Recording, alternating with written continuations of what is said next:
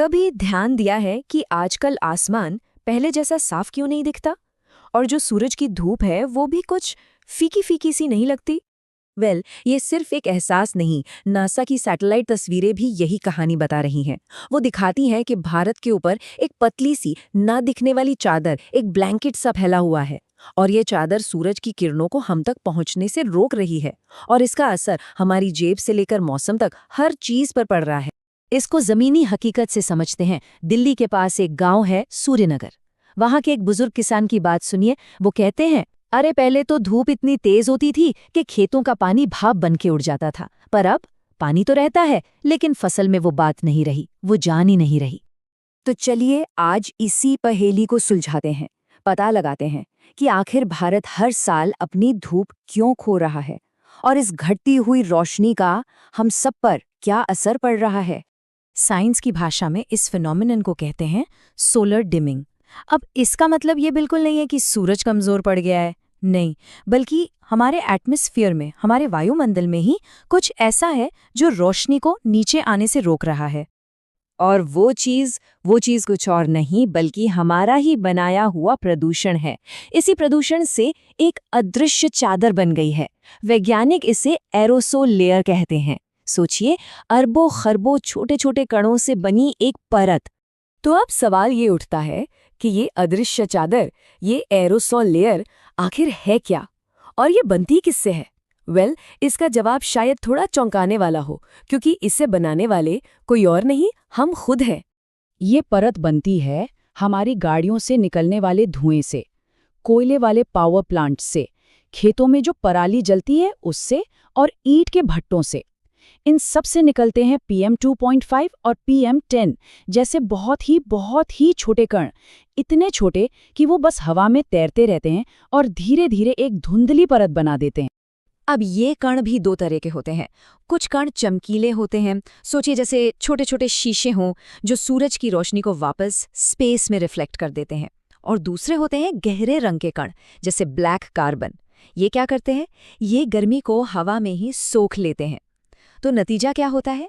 जमीन तक पहुंचने वाली रोशनी और गर्मी दोनों ही कम हो जाती है। और इसका असर पूरे देश में है, लेकिन सबसे ज्यादा उत्तरी भारत में दिख रहा है। पंजाब से लेकर बिहार तक की जो पूरी बेल्ट है, वो हर साल करीब करीब 13 घंटे की धूप खो रही है। सोचिए, 13 घंटे! और ऐसा नहीं है कि बाकी जगह सब ठीक है। मुंबई और गोवा जैसे जो हमारे पश्चिमी तट के इलाके हैं, वहां भी हर साल लगभग 8 घंटे की धूप कम हो रही है। लेकिन बात सिर्फ आसमान के धुंधले होने या धूप के कम होने तक ही नहीं रुकती। असल में ये तो एक चेन रिएक्शन की शुरुआत है, एक ऐसा डोमिनो इफेक्ट जिसके नतीजे हमारी असली दुनिया में, हमारी रोजमर्रा की जिंदगी में दिखने लगे हैं। तो सबसे पहला असर पड़ता है भारत की लाइफलाइन, यानी मॉनसून पर। देखिए, सूरज की गर्मी ही वो इंजन है जो हमारे बारिश के पूरे सिस्टम को चलाता है।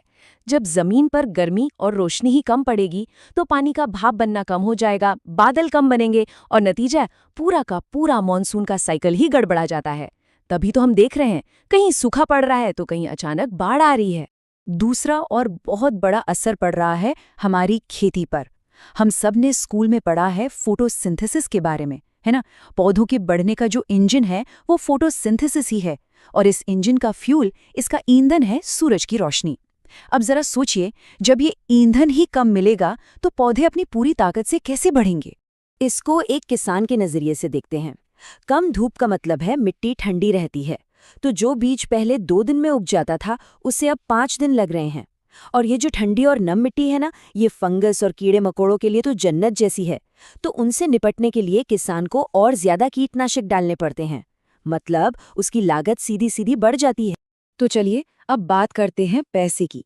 इस घटती धूप का हमारी जेब पर, हमारी आमदनी पर और देश की इकोनॉमी पर आखिर क्या असर पड़ रहा है? रिसर्च ये बताती है कि अगर सूरज की रोशनी में सिर्फ 2% की कमी हो जाए तो गेहूं या चावल की पैदावार 10% तक गिर सकती है। अब सुनने में 2% शायद कम लगे, लेकिन जब इसे पूरे देश के हिसाब से देखते हैं तो ये लाखों करोड़ों टन अनाज का नुकसान बन जाता है। और मजे की बात देखिए, इसका असर हमारे क्लीन एनर्जी के सपनों पर भी पड़ रहा है। जिन हफ्तों में धुंध बहुत ज़्यादा होती है, घरों की छतों पर लगे सोलर पैनल्स का आउटपुट 25% तक कम हो जाता है। मतलब कितनी आयरॉनिक बात है ना, कि जिस प्रदूषण को हम बना रहे हैं वही हमारे क्लीन एनर्जी सॉल्यूशंस को भी बेकार कर रहा है।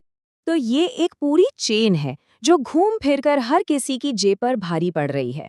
किसान की पैदावार घटी तो उसे कर्ज लेना पड़ा, बाजार में अनाज कम आया तो शहरों में कीमतें बढ़ गईं, महंगाई बढ़ गई, और ऊपर से इस प्रदूषण से होने वाली बीमारियों पर जो हेल्थ का खर्चा बढ़ता है वो अलग, और इन सब का असर देश की ओवरऑल प्रोडक्टिविटी पे पड़ता है।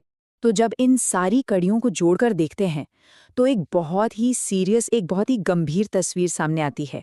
एक ऐसे भविष्य की तस्वीर जो इस धुंध की चादर में लिपटा हुआ है। और सबसे ज़रूरी बात जो हमें समझनी होगी वो ये है कि भारत को धीरे धीरे इस धुंध में ढकने वाली ये अदृश्य चादर ये कहीं और से नहीं आई है। ये हमारा और सिर्फ हमारा ही फैलाया हुआ प्रदूषण है। ये सिर्फ पैसे या फसल का मामला नहीं है, ये सीधा सीधा हमारी सेहत पर हमला है। और जिस तरह से हम इसे अनदेखा कर रहे हैं, उसे देखकर तो यही लगता है कि मानो हम अपनी आने वाली पीढ़ियों को भी इसी गैस चेम्बर में लाने पर तुले हैं। अगर हमने आज कुछ नहीं किया तो ये अदृश्य चादर और मोटी और गहरी होती जाएगी, और फिर शायद एक दिन आने वाली पीढ़ियों के लिए एक साफ नीला आसमान सिर्फ किताबों में देखने वाली एक तस्वीर बनकर रह जाएगा। ये बात सुनने में शायद बहुत कड़वी लगे, पर हकीकत यही है।